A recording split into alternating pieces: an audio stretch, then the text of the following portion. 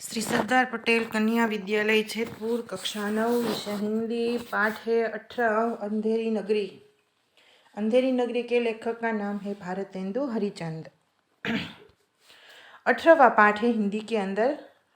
पाठ है जिसका प्रकार है एकांकी, नाट्य प्रकार है इसका। लेखक का नाम है भारतेंदु हरिचंद। उसका जन्म है वो 1850 और निधन सन 1885 में। निधन यानी कि उसकी मृत्यु है वो 1885 में हुई थी।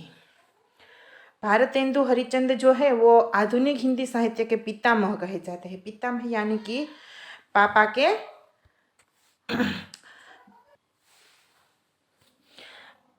के पापा यानी कि परदादा, जिसे पितामह कहते हैं। महाभारत में भी जो भीष्म पिता थे उससे कौरवों पांडव पितामह कह के पुकारते थे। वे हिंदी में आधुनिकता के पहले रचनाकार थे। हिंदी में काल आता है, भक्ति काल, आधुनिक काल, प्राचीन काल। ऐसे में आधुनिक काल है, ऐसे पहले रचनाकार माने जाने वाले लेखक के रूप में भारतेंदु हरिचंद का नाम पहले लिया जाता है। इनका मूल नाम हरिचंद था तथा भारतेंदु है वो उसका उपाधि है, यानी कि वो उसका उपनाम है। हिंदी साहित्य में आधुनिक काल का प्रारंभ भारतेंदु हरिचंद से माना जाता है। आधुनिक काल जो आरंभ हुआ वो आधुनिक काल ही भारतेंदु हरिचंद से माना जाता है। भारतीय नव जागरण के अग्रदूत के रूप में प्रसिद्ध भारतेंदु जी ने देश की गरीबी, पराधीनता, शासकों के अमानवीय शोषण के चित्रण को ही अपने साहित्य का लक्ष्य बनाया। हिंदी को राष्ट्रभाषा के रूप में प्रतिष्ठित करने की दिशा में उन्होंने अपनी प्रतिभा का उपयोग किया। भारतेंदु बहुमुखी प्रतिभा के धनी थे। हिंदी पत्रकारिता, नाटक और काव्य के क्षेत्र में उनका बहुमूल्य योगदान रहा। हिंदी में नाटकों का प्रारंभ भारतेंदु हरिचंद से माना जाता है। ऐसा कहते हैं कि हिंदी साहित्य में पहले नाटक रचने वाले लेखक के रूप में भारतेंदु हरिचंद का नाम लिया जाता है। भारतेंदु जी ने हिंदी नाटक की नींव को सुदृढ़ बनाया। उन्होंने हरिचंद्र पत्रिका की कवि वचन सुधा और बाल प्रबोधिनी पत्रिकाओं का संपादन भी किया। वे एक उत्कृष्ट कवि, सशक्त व्यंग्यकार, सफल नाट्यकार, जागरूक पत्रकार तथा ओजस्वी गद्यकार थे। इसके अलावा वे लेखक, कवि, संपादक, निबंधकार एवं कुशल वक्ता यानी कि जो प्रवचन देता है वो कुशल वक्ता थे वो। इनकी प्रमुख रचनाएं भारतेंदु कला, वैदिक हिंसा न भवती, सत्य हरिचंद, भारत दुर्दशा, अंधेरी नगरी है वो उसका नाट्य साहित्य है, पूर्ण प्रकाश और चंद्र प्रभा उनके उपन्यास है, स्त्रियों की उत्पत्ति और बादशाह दर्पण उनके नाट्य शास्त्र है, कश्मीर कुसुम, रामायण का समय ये शोध रचना है, सुंदरी सिलक, 50 पावस उसके कविता संग्रह है। कविता संग्रह यानी कि जिसमें अनेक कविताएं हैं उसे कविता संग्रह कहते हैं। आदि उसके काव्य संग्रह है। भारतेंदु जी ने मात्र 34 वर्ष की अल्प आयु में ही विशाल साहित्य की रचना की है। वो छोटे थे तब से वो रचना करना आरंभ कर दिया था, उसने लेखन आरंभ कर दिया था। और जब वो 34 साल के हुए तब तो उसने बहुत सारी विशाल प्रकार में हिंदी साहित्य में रचना कर दी थी।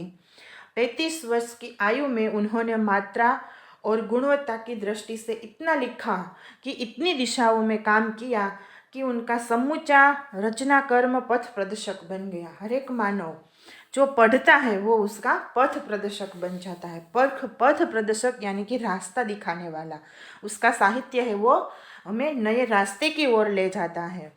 आपका महान साहित्यिक कर्म देवी भक्ति से प्रेरित ही माना जाएगा। उसने जितनी भी रचनाएं की है वो सारी रचनाएं देवी भक्त से प्रेरित मानी जाती है, यानी कि कोई देवी की या कोई ईश्वर की कृपा से लिखी हुई ये सारी रचनाएं मानी जाती हैं। अब हम अंधेरी नगरी जो एकांकी है उसका थोड़ा सा सार समझते हैं। प्रस्तुत एकांकी में महंत और उनके 2 शिष्य एक नगरी में पहुंचते हैं जहां मूर्ख राजा और मूर्ख प्रजा से उनका पाला पड़ता है। नगरी में सर्वत्र अज्ञान का अंधकार है। अनुशासन रहित विवेकहीन प्रजा में किसी से प्रेम, आत्मीयता का नामो निशान दिखाई नहीं देता था। अच्छे बुरे में अंतर नहीं, सच और झूठ का ज्ञान नहीं। भाजी का मूल्य और खाजे का मूल्य 1 टका। भाजी और खाजा, भाजी यानी कि जो शाक भाजी बिकता है वो, और खाजा यानी कि जो मिठाई होती है वो। सबका दाम 1 टका यानी कि सबका दाम, कीमत है वो 1 बराबर थी। यथा राजा तथा प्रजा, जो कहावत है कि जैसा राजा होता है वैसी ही प्रजा होती है। अगर राजा मूर्ख है तो प्रजा भी मूर्ख ही होगी। ऐसे लोग अपनी मूर्खता के कारण अपने विनाश का कारण बन जाते हैं। अंधेरी नगरी एकांकी से लेखक पाठकों को इसी अविवेकी अज्ञानी वृत्ति से परिचित करवाकर इससे बचे रहने की प्रेरणा देते हैं कि मूर्खता से और मूर्ख लोगों से हम कैसे बचें, इसकी प्रेरणा दी है। अब हम एकांकी का आरंभ करते हैं। सबसे पहले हम पात्र परिचय लेते हैं। तो पात्र परिचय में सबसे पहले आते हैं महंत। महंत के 2 शिष्य हैं, नारायण दास और दूसरा है गोवर्धन दास। दोनों महंत के शिष्य हैं। चौपट राजा है, जो अंधेरी नगरी के राजा है उसका नाम है चौपट राजा। उसके अलावा जो भी पात्र आते हैं उसमें कुंजडीन, हलवाई, फरियादी, कल्लूबनिया, कारीगर, चूनेवाला, भिस्ती, कसाई, गडरिया, कोतवाल, सिपाही आदि आते हैं उसमें। ये सारे पात्र हैं वो इस एकांकी में हमारे सामने आने वाले हैं। अब स्थान है, शहर से बाहर सड़क। शहर से आने वाला जो सड़क है उस सड़क पर महंत और उनके 2 चेले यानी कि शिष्य बातें कर रहे हैं। महंत उनके शिष्य के साथ बात कर रहे हैं। महंत कहता है नारायण दास से कि बच्चा, यह नगर तो दूर से बड़ा सुंदर दिखाई पड़ता है। देख, कुछ भिक्षा मिले तो भगवान को भोग लगे, और क्या। महंत है वो नारायण दास और गोवर्धन दास, दोनों उनके शिष्य हैं। उनके शिष्य से बात करते हैं और उनसे कहते हैं कि नगर तो दिखने में दूर से बड़ा सुंदर लग रहा है।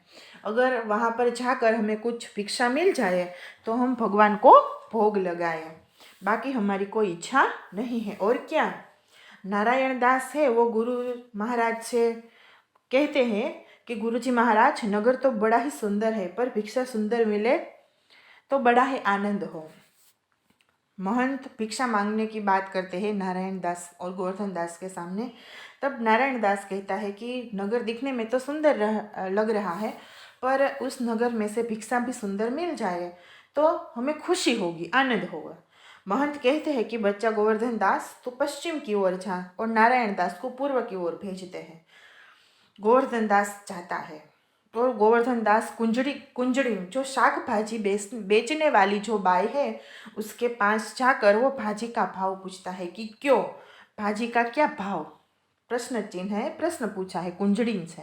जो शाक भाजी बेचती है उसे कुंजड़ीन कहते हैं। और वहाँ पर जाकर गोवर्धन दास उनसे प्रश्न पूछता है कि क्यों, भाजी का क्या भाव। कुंजड़ीन कहती है कि बाबा जी, टके सेर। कुंजड़ीन गोवर्धन दास को उत्तर देती है कि टके सेर में भाजी है। गोवर्धन दास, सब भाजी टके सेर, वाह वाह, बड़ा आनंद है, यहाँ सभी चीज़ें टके सेर। गोवर्धन दास कुंजड़ीन से कहते हैं कि यहाँ पर जितने सारे साग भाजी रखे हैं सारे भाजी का भाव है वो टके सेर ही है। कुंजड़ीन उसे हाँ कहती है, इसीलिए गोवर्धन दास वाह वाह करता है कि वाह वाह, सारी की सारी भाजी टके सेर ही है। फिर गोवर्धन दास है वो हलवाई के पास जाता है और हलवाई के पास जाकर उससे पूछता है कि क्यों भाई, मिठाई क्या भाव। हलवाई जो मिठाई बेचने वाला होता है वो उसके पास जाकर पूछता है कि हलवाई का क्या दाम है, क्या मोल है, क्या भाव है। हलवाई कहता है कि टके सेर। गोवर्धन दास फिर से वाहवाही करता है और बड़ा ही आनंद, खुश होता है वो, और कहते हैं कि सब टके सेर। क्यों बच्चा, इस नगरी का नाम क्या है। हलवाई से वो प्रश्न पूछता है, पहले वाहवाही करता है, फिर मुस्कुराता है, खुशी में आ जाता है, और फिर वो हलवाई से प्रश्न पूछता है कि इस नगरी का नाम क्या है। हलवाई उससे उत्तर देता है कि अंधेरी नगरी।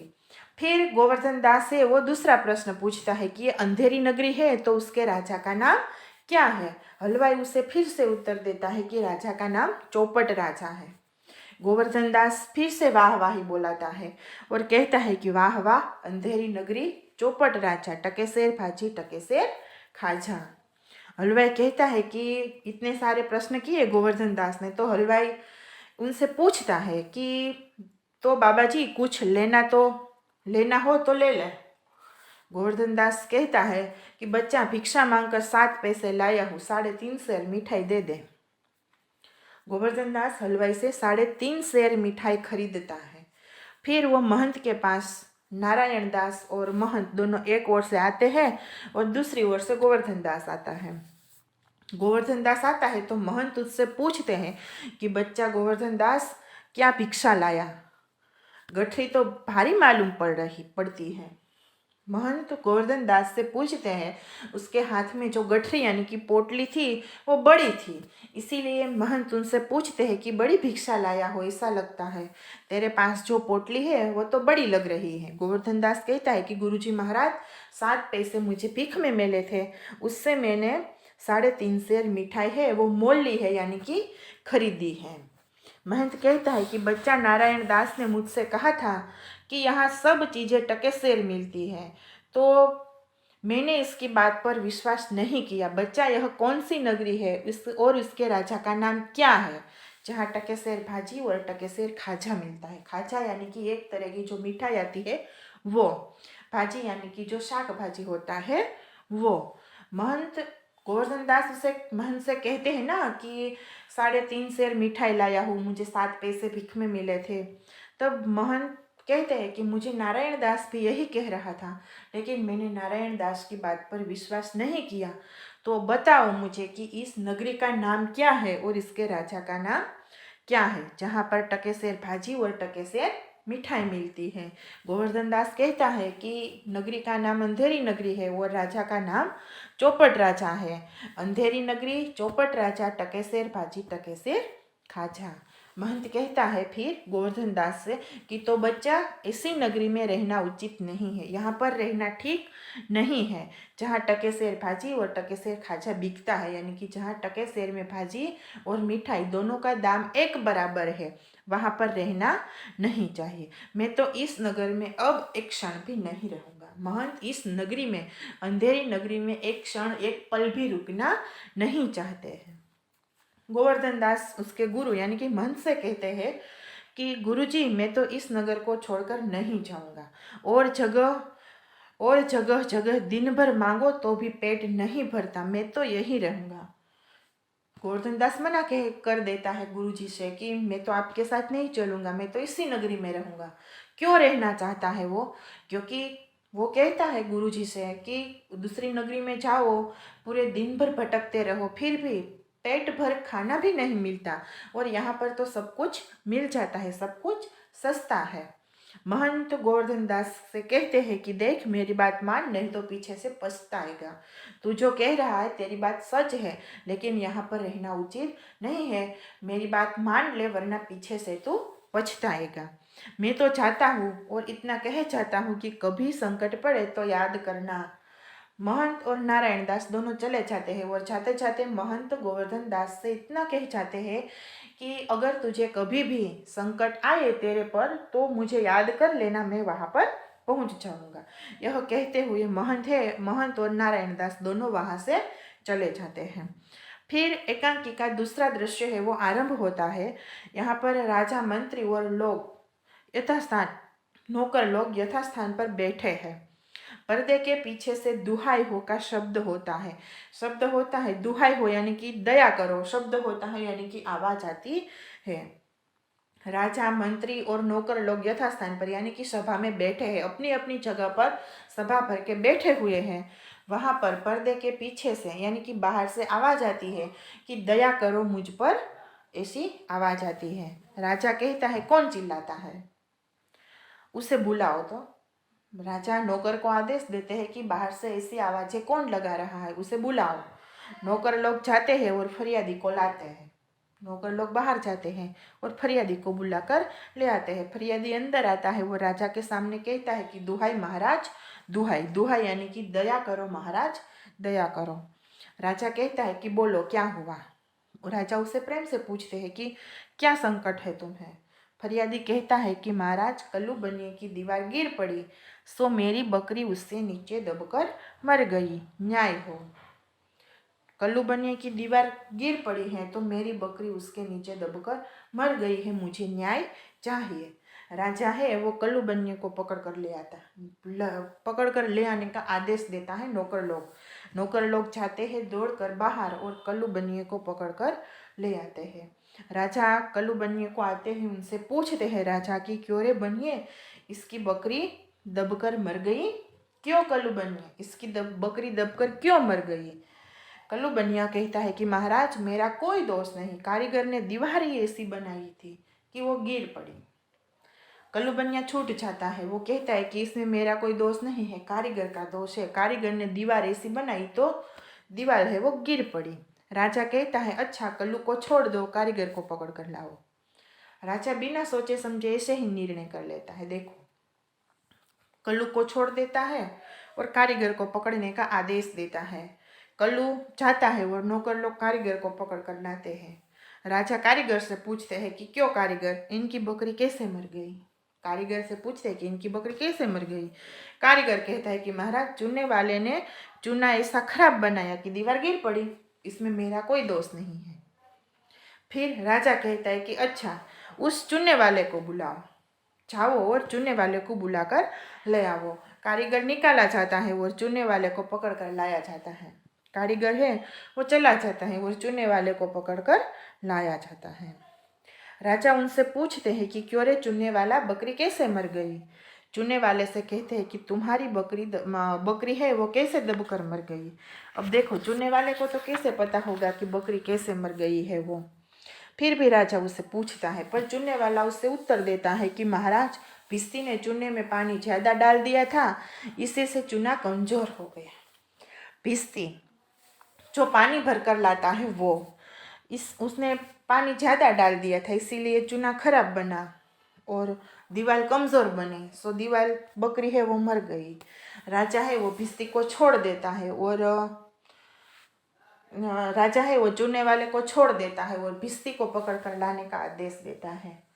अब भिस्ती को बुलाया जाता है, नौकर लोग भिस्ती को लाते हैं। राजा भिस्ती से पूछते हैं कि क्यों रे भिस्ती इतना पानी क्यों डाल दिया कि दीवार गिर पड़ी और बकरी दबकर मर गई? भिस्ती को कैसे पता होगा देखो कि बकरी मरी या नहीं? भिस्ती फिर भी अपने बचाव में कहता है कि महाराज गुलाम का कोई कसूर नहीं, कसाई ने मशक इतनी बड़ी बना दी थी कि उसमें पानी ज़्यादा आ गया। वो कसाई का नाम दे देता है कि कसाई ने बड़ी मशक बना दी, तो मैंने पूरी मशक भर दी तो मशक में पानी ज़्यादा आ गया तो चूने में ज़्यादा पानी पड़ गया, सो चूना है वो कमज़ोर हो गया। फिर राजा है वो कहता है भिस्ती से कि अच्छा भिस्ती को निकालो, कसाई को लाओ, जो मशक बनाता है वो। फिर नौकर लोग भिस्ती को छोड़ देते हैं और कसाई को पकड़ कर ले आते हैं। राजा कहता है कि क्यों रे कसाई तूने ऐसी मशक क्यों बनाई? कसाई से पूछते हैं राजा कि तूने ऐसी क्यों मशक बनाई? कसाई कहता है कि मेरा कोई कसूर नहीं, गडरिया ने टके की ऐसी बड़ी भेड़ मेरे हाथ बेची कि मशक बड़ी बन गई। बड़ी भेड़ यानी कि बकरी।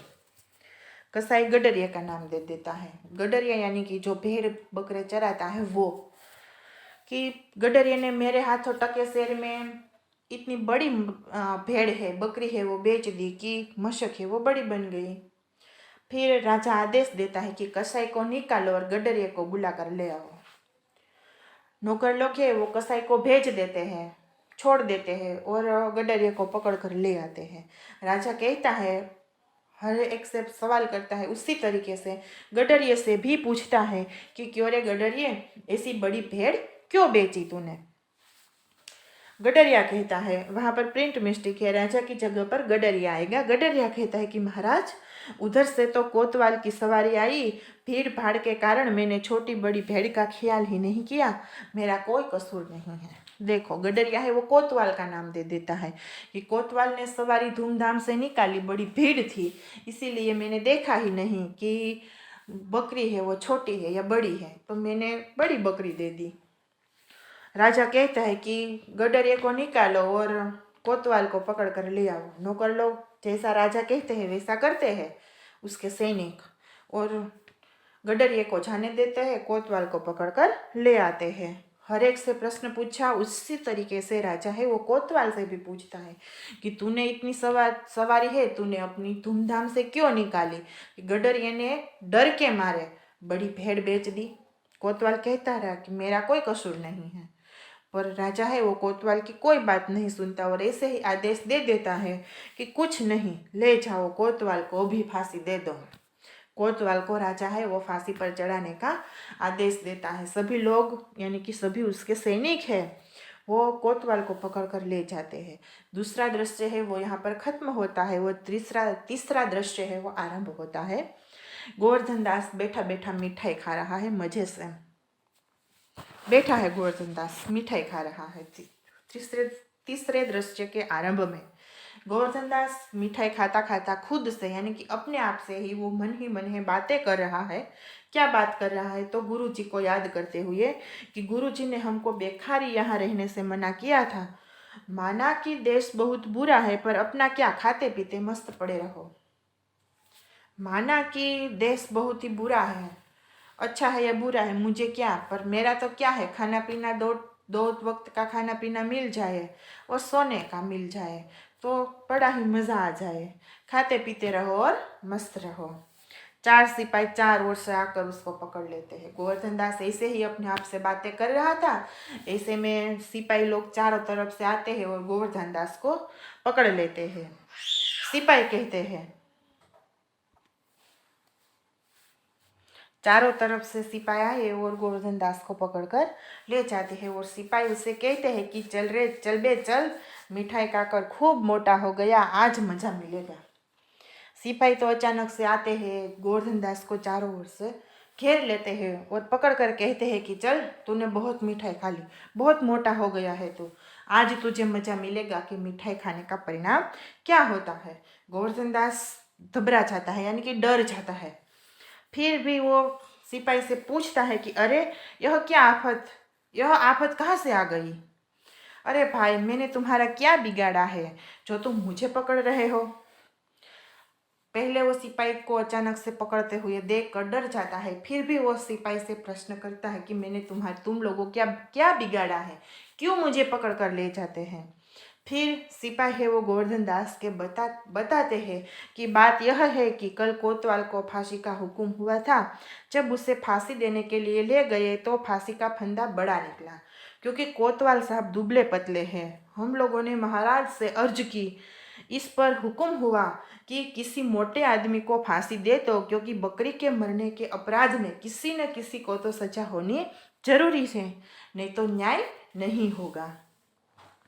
सिपाही गोवर्धन दास के पूछने पर उसे अच्छी तरीके से समझा देते हैं कि फांसी का फंदा है वो बड़ा निकला, कोतवाल साहब दुबले पतले हैं, कोतवाल के लिए हमने तो फांसी का फंदा निकाला था, पर कोतवाल की गर्दन बहुत ही छोटी है, दुबले पतले है, इसीलिए फांसी का फंदा है वो बड़ा निकल आया। तो महाराज का आदेश हुआ कि कोई मोटे इंसान को पकड़ कर ले आओ, क्योंकि बकरी मरी है तो बकरी मरने के अपराध में किसी न किसी को तो सज़ा मिलेगी, तभी तो न्याय होगा, वरना कैसे न्याय होगा। गोवर्धन दास, दुहाई परमेश्वर की, यानी कि दया करो ईश्वर, मुझ पर दया करो। अरे मैं नाहक मारा चाहता हूँ, अरे यह बड़ा ही अंधेर है, गुरुजी आप कहाँ हो, आओ मेरे प्राण बचाओ। दुहा यानी कि दया करो परमेश्वर, मैं तो नाहक यानी कि बिना वजह में तो मारा जाता हूँ, मेरा तो कोई दोस्त भी नहीं है, फिर भी ये लोग मुझे पकड़ कर ले जा रहे हैं। यहाँ तो बड़ा ही अंधेर है, सच्चाई देखने वाला कोई नहीं है। गुरुजी से पुकारता है और गुरुजी से विनती करता है कि आप कहाँ पर है, आप आइए और मुझे बचा लीजिए। गोवर्धन दास चिल्लाता है, सिपाही उसे पकड़ कर ले जाते हैं। गोवर्धन दास वो कहता है कि हाय बाप रे, मुझ बेकसूर को फांसी देते हैं। सिपाही से कहता है गोवर्धन दास कि मैं तो बेकसूर हूँ, मेरा तो कोई दोष नहीं है, फिर भी मुझे क्यों फांसी दी जा रही है? सिपाही कहते हैं अबे चुप रहे, राजा का हुक्म भला कहीं टल सकता है? सिपाही गोवर्धन दास से कहते हैं कि ये तो राजा का हुक्म है, तुम्हें तो फांसी होनी है, राजा के हुक्म को मारना हम सबका कर्तव्य है, राजा का हुक्म है सो मानना ही पड़ेगा। गोवर्धन दास कहता है कि हाय मैंने गुरुजी का कहना न माना, उसी का यह फल है, गुरुजी कहाँ हो, बचाओ गुरुजी बचाओ।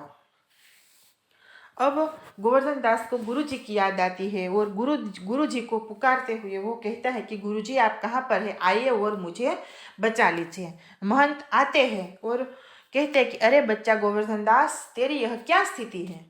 बच्चा गोवर्धन दास ये उसके शिष्य थे ना, इसीलिए वो कहते हैं कि तेरी यह स्थिति क्या हो गई, तेरी हालत कैसी हो गई है।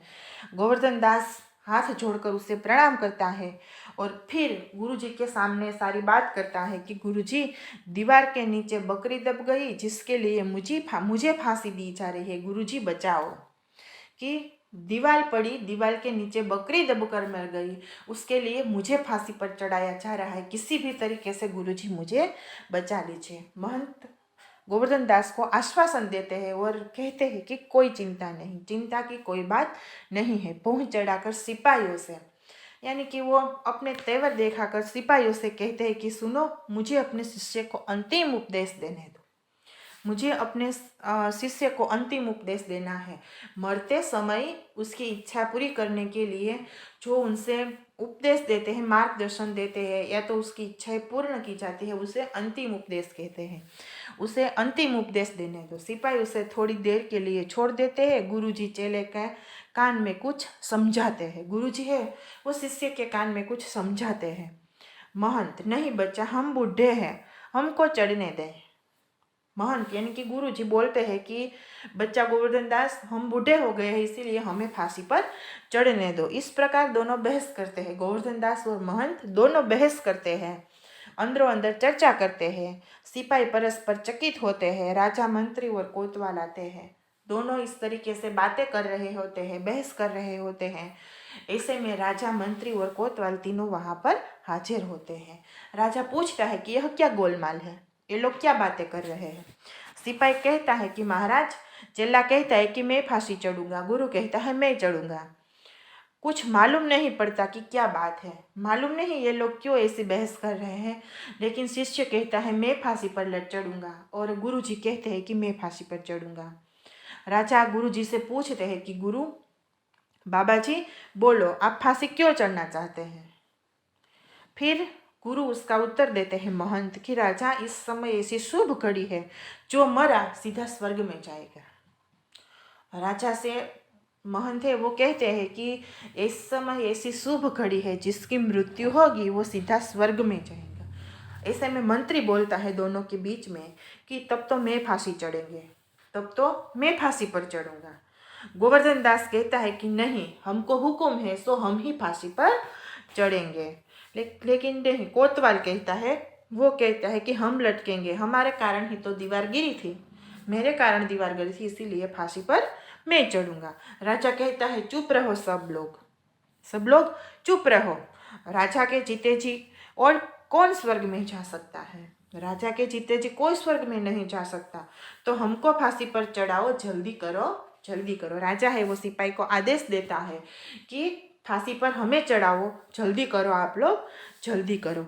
राजा को नौकर लोग फांसी पर लटका देते हैं और एकांकी है वो पूर्ण होती है, यानी कि पर्दा है वो गिर जाता है। यहाँ पर हमारा जो पाठ है 18वां कि अंधेरी नगरी वो पूर्ण होता है और इससे हमें मालूम पड़ता है कि मूर्ख राजा होता है, वहाँ पर प्रजा भी मूर्ख होती है, आगे पीछे के बारे में कोई भी नहीं सोचता और ऐसे ही आकर एक दूसरे के पास आकर एक दूसरे पर इल्ज़ाम लगाकर हर कोई है वो बचकर निकल जाता है और अंत में फांसी है वो किसी बेकसूर को दी जाती है। पर महंत बुद्धिशाली है और राजा है वो मूर्ख है। अंत में वो साबित हो जाता है कि मूर्ख राजा है वो खुद ही फांसी पर चढ़ जाता है। तो यहाँ पर हमारा पाठ है वो पूर्ण होता है। अस्तु।